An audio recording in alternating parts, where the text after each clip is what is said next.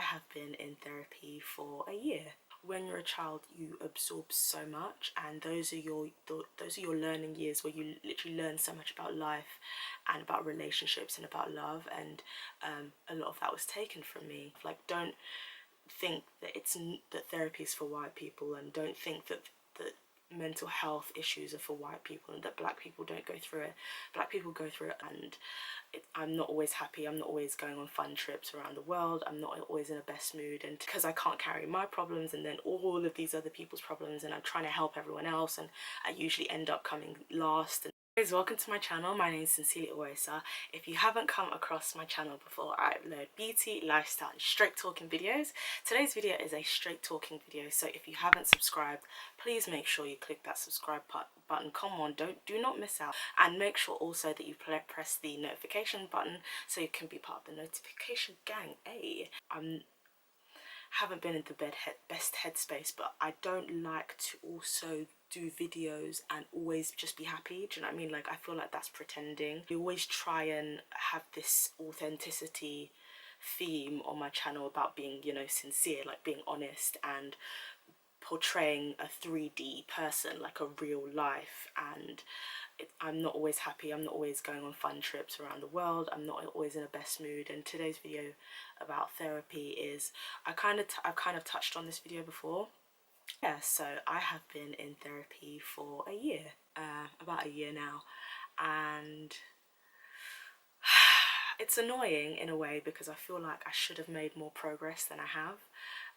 But it's slow progress, and trauma takes a long time to unpack. I really thought that I would just be like, yes, ready to go in a couple of months, but no. Now, to bust some like myths about being in therapy, like there's this kind of stigma attached to therapy that people feel like you literally have had to like come out of a divorce or smaller crises and go to therapy. I actually think that everyone should go to therapy, but for me, I just had so much mental baggage, trauma.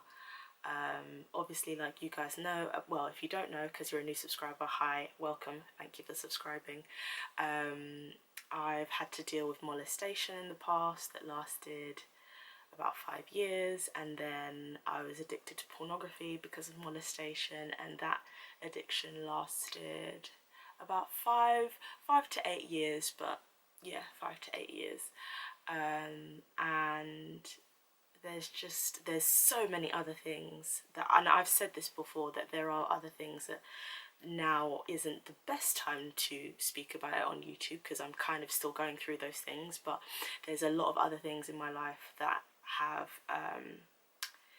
caused me to just break down, really.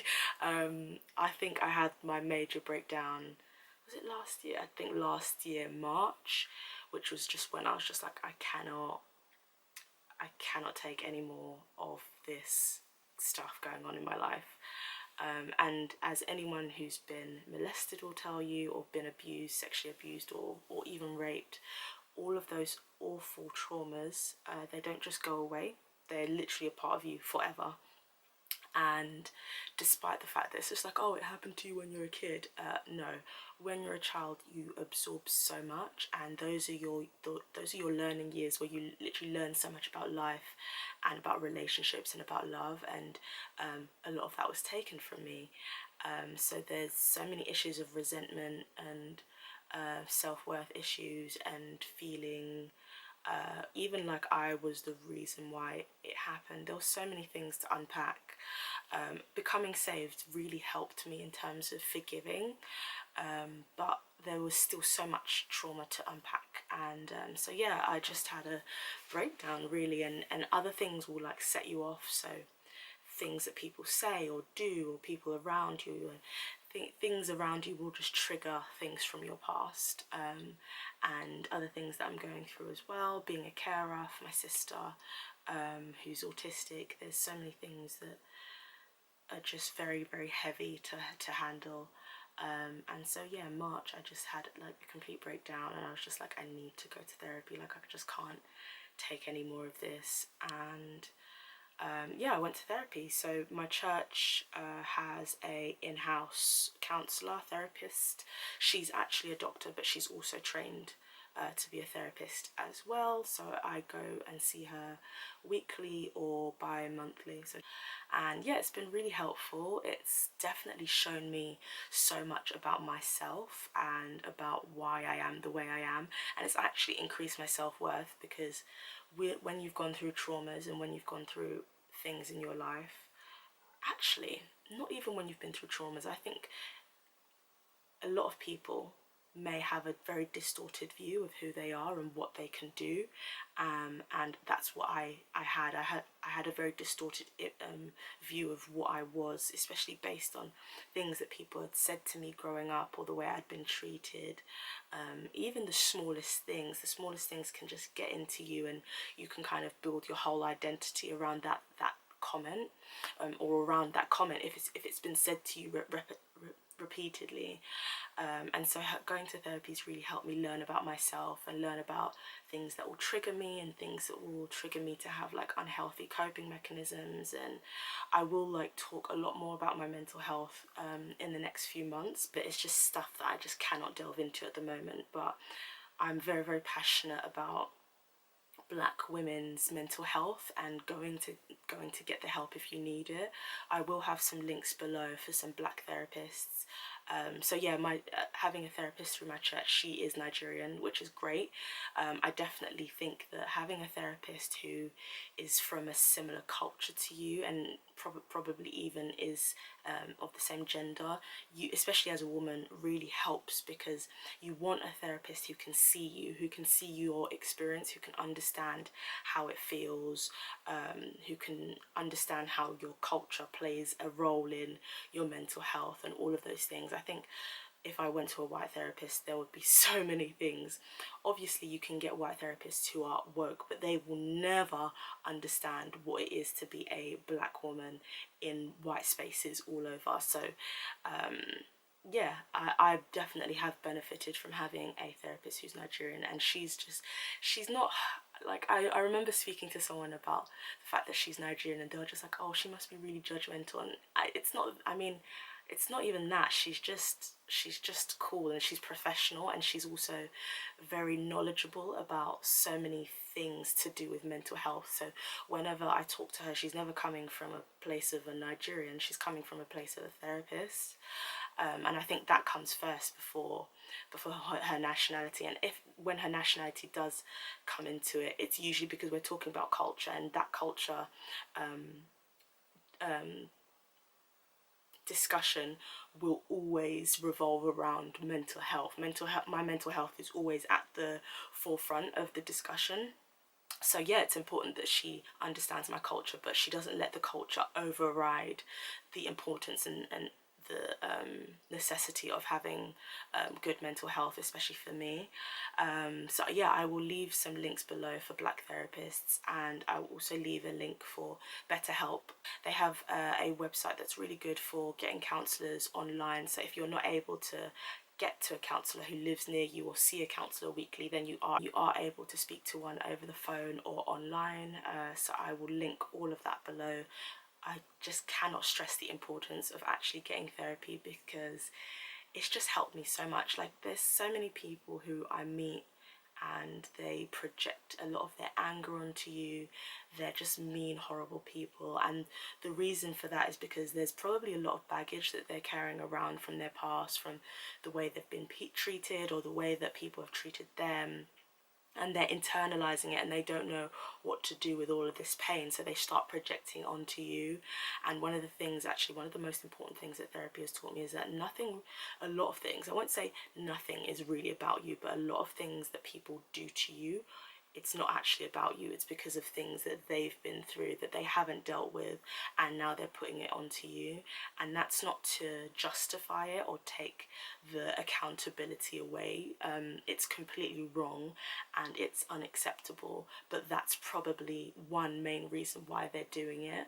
And for me, I've just learned to kind of deal with my pain in a healthy way. I've learned lots of coping mechanisms and things about self-care, and honestly, all of those things like taking bubble baths are really like real, like they really do help, especially like if you have very unhealthy ways, if you have very unhealthy ways of dealing with stress or dealing with trauma or dealing with depression, whether that be the feeling or the actual mental health condition.